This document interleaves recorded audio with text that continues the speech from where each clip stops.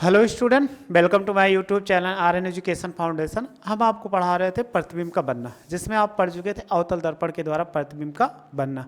आइए उसी का हम शॉर्ट नोट पढ़ लेते हैं, यानी उसी को शॉर्ट करके एक अच्छे से पढ़ लेते हैं ताकि आपको याद हो जाए। रे डायग्राम तो आप बना ही लोगे क्योंकि आपने पढ़ा था नियम, तीनों नियम आपको याद होगा। अगर प्रकाश की किरणें जो होंगी मुख्य अक्ष के समांतर जाएंगी तो परावर्तित के पश्चात मुख्य फोकस से जाएंगे। यदि मुख्य फोकस से जा रहे हैं तो टकराने के पश्चात यानी परावर्तन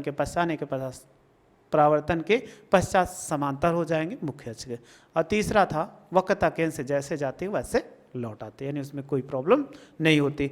आइए उसी का शॉर्ट पढ़ लेते हैं ताकि आपको समझ में आ जाए कि इनको कैसे हम क्या करते हैं, याद रखते हैं।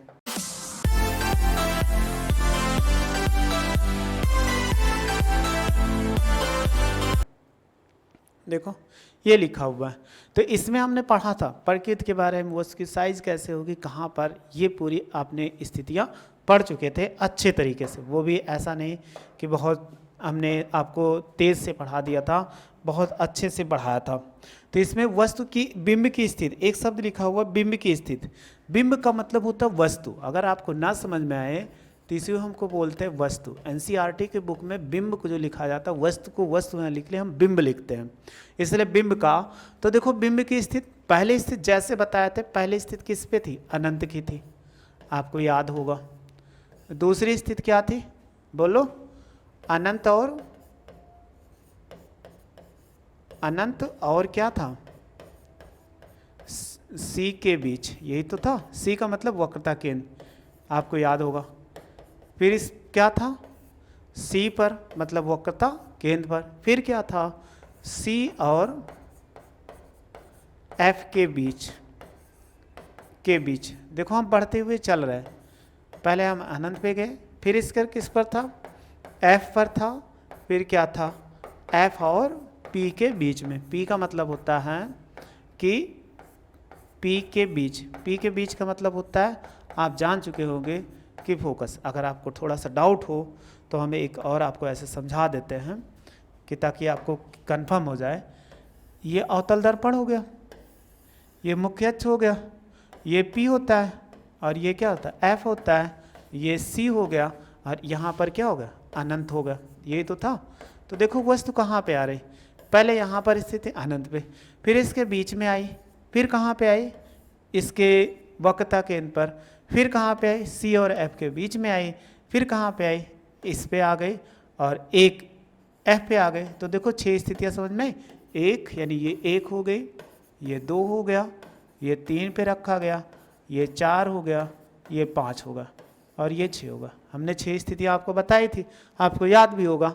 तो आइए उसी के अकॉर्डिंग आप लिखते हैं कि इनमें कैसे लिखा जा सकता है। देखो सारी स्थितियाँ लिख ले। प्रतिबिंब की स्थिति, जब वस्तु अनंत पर स्थित होता है तो उसका याद रखना प्रतिबिंब कहाँ पर, फोकस पर बनता है। यानी इसका प्रतिबिंब किस पर बनेगा, फोकस एफ पर। ऐसा में इसी का उल्टा चले जाओ। अगर आपसे कह दिया जाए वस्तु फोकस पर स्थित है तो उसका प्रतिबिंब कहाँ पर बनता है, अनंत पर। देखो समझ में आ, नहीं समझ में आ। अगर वस्तु अनंत पर स्थित है उसका प्रतिबिंब फोकस पर, अगर वस्तु फोकस पर स्थित है उसका प्रतिबिंब अनंत पर। कितना आसान है समझना कि वस्तु, देखो एक दूसरे को रिलेट करके पढ़ेंगे तो बहुत आसान हो जाएगा। वस्तु अनंत पर स्थित है तो उसका प्रतिबिंब फोकस पर बना, और जब वस्तु फोकस पर स्थित हो गई तो उसका प्रतिबिंब कहाँ पर बना, अनंत पर बना। अब इसमें बताए थे वस्तु का प्रतिबिंब का आकार कैसा होता है, बताइए। कि आकार छोटा होता है, आप जानते हो, बहुत छोटा भी लिख सकते हैं। यानी यहाँ पर हम ऐसे लिख सकते हैं कि बहुत छोटा, बहुत छोटा बनता है। अब प्रतिबिंब कैसा बनता है, आपको बताए थे, जब ये आता है तो कैसा बनता है, वास्तविक, और कैसा बनता है, वास्तविक और कैसा, उल्टा। समझ में, ये हो गया। अब दूसरे स्थिति अनंत और सी के बीच में, जब अनंत और सी के बीच में रखा होता है तो प्रतिबिंब कहाँ पर बनता है, बताइए। जो इसका प्रतिबिंब होता है वो फोकस और वक्रता के बीच में, यानी सी और किसके बीच में, एफ के बीच। ये तो इसमें कह रहा है कि किसके बीच में बनता है, जो इसका प्रतिबिंब सी और एफ के बीच में कैसा बनता है, बड़ा बनता, ये छोटा बनता है, बहुत छोटा, तो आपकी कितना हो जाएगा, छोटा होगा, बहुत छोटा नहीं। अंतिम स्थिति प्रकृति में वास्तविक ही रहेगा, यानी इसमें हमें कोई चेंजिंग नहीं, वास्तविक उल्टा हो जाएगा। आप समझ ही गए होंगे, बताए थे आपको, ये छोटा हो गया। अब आ जाइए सी पर, यहीं से बेस आपको समझना है। जब वस्तु वक्रता केंद्र पर रखा गया तो प्रतिबिंब भी क्या पर बनता है, सी पर बनता है, यानी सी पर ही, अर्थात वक्रता केंद्र पर ही बनता है। यानी कोई वस्तु रखा गया है वक्रता केंद्र पर तो उसका प्रतिबिंब वक्रता केंद्र पर बनेगा। अब जो वस्तु जितनी दूर रखी गई प्रतिबिंब उतनी दूर, तो क्या होगा, वस्तु के बराबर, यानी ये प्रतिबिंब कैसा बनता है, बराबर बनता है। और कैसा, वास्तविक और उल्टा, वास्तविक और कैसा, उल्टा। ये आपको समझ में आ गया होगा। फिर इसके बाद जब वस्तु C और F के बीच में रखा गया, जब वस्तु C और F के बीच में रखा गया, अब की प्रतिबिंब क्या होगा, बराबर आ गया, तो ये बाहर बनेगा। कहाँ पर बनेगा, इस स्थिति में अनंत, अनंत और C के बीच, इनके बीच बनता है। अब बराबर हो गया, पहले देखो छोटा बना, बहुत छोटा, छोटा फिर बराबर, अब क्या हो जाए, बड़ा बनने लगेगा, यहीं से बड़ा। लेकिन प्रतिबिंब जो होगा वास्तविक उल्टा ही रहेगा, वास्तविक उल्टा ही रहेगा, यानी इस पर जो प्रतिबिंब बनेगा वास्तविक और उल्टा ही बनेगा, इस पर भी। तो ये कहा गया बड़ा बना और वास्तविक उल्टा बना, यानी वस्तु वहीं पे रखी थी, उसका प्रतिबिंब कैसा बना, सी से जब बाहर बनने, यानी सी के अंदर जाओगे, तो सी के अंदर जाने का मतलब हो गया, देखो डायग्राम हमने बताया था, जब इसके अंदर आप जाने लगे तो प्रतिबिंब कैसा बनेगा, यहाँ पर बड़ा बनेगा। और जब इससे दूर होंगे, यहाँ पर सी से दूर होंगे इस तरफ, तो प्रतिबिंब कैसा बनेगा, छोटा बनेगा। यानी जब वस्तु को इधर रखोगे तो प्रतिबिंब कैसा बनेगा, यहाँ पर छोटा बने, जब सी के अंदर जाओगे तो प्रतिबिंब बड़ा बनेगा। देखो लिख दिया आपको वस्तु बड़ा। अब अगला नेक्स्ट कंडीशन है, वस्तु कहाँ पर हो, एफ पर, तो उसका प्रतिबिंब कैसा, अनंत पर। लेकिन यहाँ पर बहुत छोटा, तो यहाँ पर क्या होगा, बहुत बड़ा होगा, क्योंकि अनंत पे बनने का मतलब होता है बहुत बड़ा। इसमें जो हो जाएगा ये बहुत बड़ा बनेगा। और कैसा बनेगा, ये भी वास्तविक और उल्टा, वास्तविक और उल्टा बनेगा। फिर लास्ट स्थिति है, जब वस्तु F और P के बीच में हो तो ये कैसा बनता है, दर्पण के पीछे, यानी इसमें जब बनता है तो प्रतिबिंब कैसा बनेगा, दर्पण के पीछे, दर्पण के पीछे, यानी इसका कैसा बनता है, दर्पण के पीछे। और कैसा बना, बहुत बड़ा नहीं, यहाँ बड़ा बनता है, बड़ा बनता है। और कैसा बनता है, आभासी। आपको बताया थे पीछे, जब आभास दर्पण के कोई भी प्रतिबिंब बनेगा आभासी और कैसा बनेगा, सीधा बनता, ये इसमें है। तो देखो बस लास्ट इसमें वास्तविक याद करने के, सभी अवतल दर्पण में जितना होगा वास्तविक हो सभी करने, लेकिन एक आभासी कब होगा, जब वस्तु F और P के बीच में स्थित हो, तो वहाँ पर वस्तु कैसा होगा, आभासी और सीधा बन जाएगा। तो आप C से याद रखो, अगर वस्तु C के पहले थी तो प्रतिबिंब छोटा बनेगा, अगर वस्तु क्या हो C के अंदर आ गई तो हमेशा बड़ा, बहुत बड़ा बनेगा। और ये आप जान नहीं रहे, पहले ये पर बनेगा, फिर C और F पे, फिर C पर बनेगा, अब C से बाहर जाने लगेगा। देखो अनंत व C के बीच में, अनंत में लास्ट में दर्पण के पीछे बन जाता है। तो ये आपको याद कर लेंगे, एक शॉर्ट नोट्स है जिसमें आप आसानी से समझ सकते हैं, इसको बहुत आसानी से याद कर सकते हैं। डायग्राम बनाना आप जान ही चुके होंगे कि हम कैसे डायग्राम बनाते हैं। इसका स्क्रीनशॉट ले लो, इसका स्क्रीनशॉट आप ले लिए होंगे। तो आइए कुछ और पढ़ते हैं। हमने पढ़ लिया था अवतल दर्पण के द्वारा प्रतिबिंब बनना, यानी जितना था पूरा अवतल दर्पण के द्वारा प्रतिबिंब बनना। अभी उत्तल बाकी है, तो उत्तल दर्पण का पढ़ लेते हैं, यानी इसमें हेडिंग हो जाएगी उत्तल दर्पण में, उत्तल दर्पण। द्वारा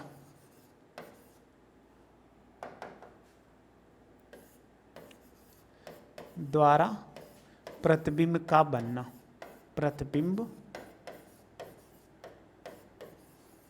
का बनना।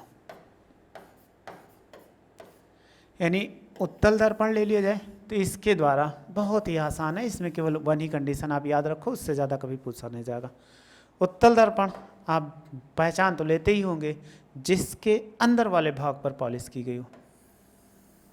ये ले लिया, अंदर वाले भाग पे हमने क्या कर दिया, पॉलिश कर दिया, और बाहरी भाग से क्या होगा, प्रकाश का परावर्तन होगा।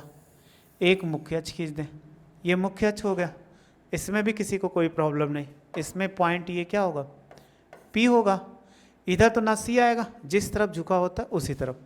तो यहाँ पर कहीं सपोज कर लीजिए एफ हो जाएगा, और यहाँ पर कहीं पर क्या हो जाए, सी हो जाएगा, क्योंकि बताए थे एफ इनके बीच, पी और सी के बीच में एफ होता है बीचों बीच।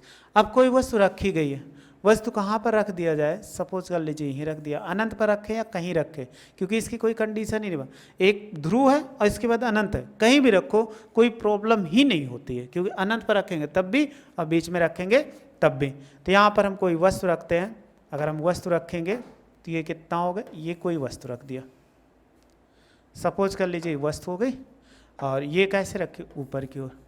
तो इससे देखो कौन कौन सी किरणें चलेंगी, एक मुख्य अक्ष के समांतर।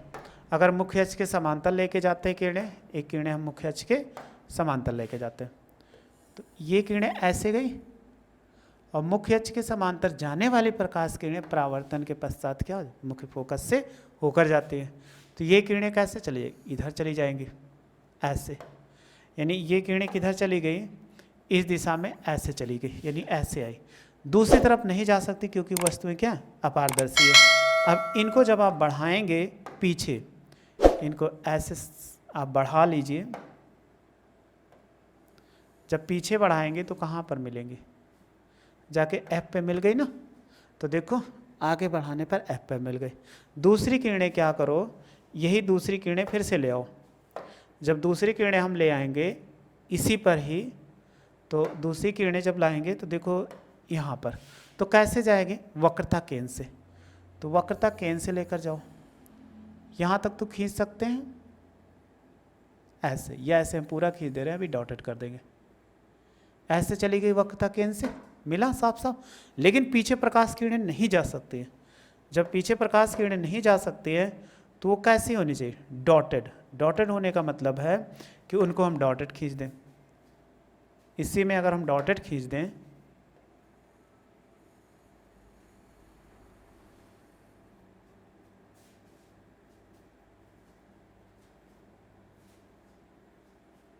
देखो आपको दिख रहा होगा डॉटेड, ना दिख रहा हो वाइट हम बना देते हैं, सबसे आसान होगा वाइट, वाइट कलर आपको दिखेगा अभी।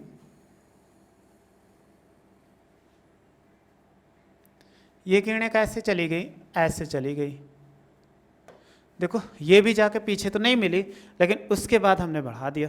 तो बताए थे वक्रता केंद्र, यानी कोई किरणें अगर वक्रता केंद्र से जा रही जैसे वैसे वापस लौट आई। ये किरणें देखो कहीं ना कहीं मिल गई, कहाँ मिली, यहाँ पे। जब ये मिल गई तो इसका अगर वस्तु O मान लो, O डैश, तो इसका प्रतिबिंब कैसा, I डैश। आपको दिख रहा होगा कि इसका प्रतिबिंब कैसा बन गया, I डैश। तो देखो कहीं भी वस्तु रखा है, इसमें कोई करने, बस एक ही वस्तु है, तो हमेशा क्या, वस्तु कहीं भी रखें हम, तो इसका वस्तु का प्रतिबिंब, यानी देखो वस्तु का प्रतिबिंब देखो कैसे बनता है, प्रतिबिंब कैसा है, आभासी है, और कैसा है, आभासी, और बोलो राइट साइड बन रहा है, ऊपर की ओर सीधा, और कर चाहे यहाँ लिख दो प्रतिबिंब हमेशा, कहीं भी रखो तो हमेशा बनेगा, यानी हमेशा आभासी, सीधा, और कैसा होगा, और वस्तु से छोटा, वस्तु से छोटा, तथा कहाँ पे, दर्पण के पीछे, दर्पण के पीछे।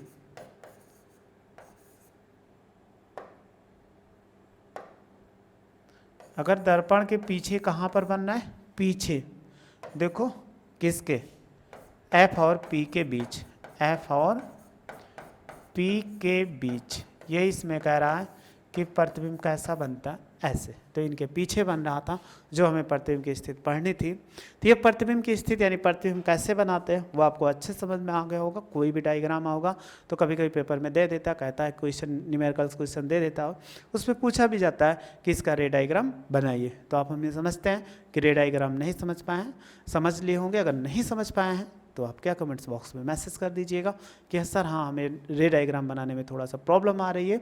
तो आपको हम फिर से कोई नेक्स्ट वीडियो, ऐसे छोटी वीडियो जिसमें रे डायग्राम का ही खींचना हम आपको बता देंगे, जिससे आप सीख सकोगे। भी न्यूमेरिकल बताएंगे तो वहाँ भी रे डायग्राम ऐसे ले लेंगे ताकि आप रे डायग्राम अच्छा खींच लो। इसको बोलते हैं रे डायग्राम, किरण आरेख, जिससे आपको आसानी से समझ में आ जाए। तो आप कोशिश करिएगा, अगर नहीं बन पाएगा तो बताइएगा कि हाँ सर हमें ये प्रॉब्लम हो रही, कमेंट्स बॉक्स में मैसेज कर दीजिएगा सर ये प्रॉब्लम हो रही है, हम आपको प्रॉब्लम दूर कर देंगे। यदि आपको वीडियो अच्छी लगी हो तो लाइक करो, शेयर करो और सब्सक्राइब करो। वीडियो देखने के लिए थैंक यू सो मच।